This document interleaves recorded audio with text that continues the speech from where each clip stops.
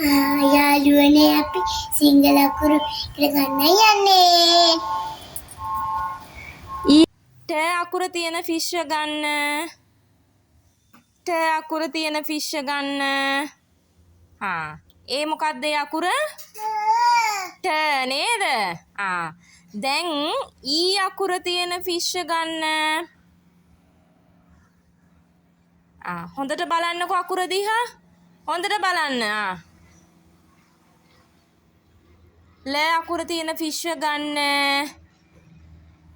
ල අකුර තියෙන ෆිෂ් ගන්න. හරි තියන්නකෝ. දැන් පුතා ගන්න ග අකුර තියෙන ෆිෂ්ව.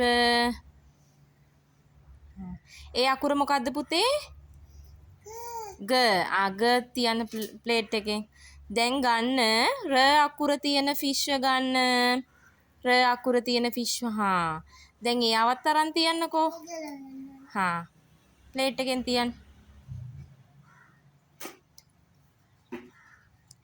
දැන් ඌ අකුර තියෙන ෆිෂ් කෝ. ඌ වලින් මොනවාද පුතේ එන්නේ? මොනවාද ඌ වලින් එන්නේ? වාක්‍ය දෙකක් කියන්න බලන්න. ඌ කියන්න බලන්න. තව මොනවාද?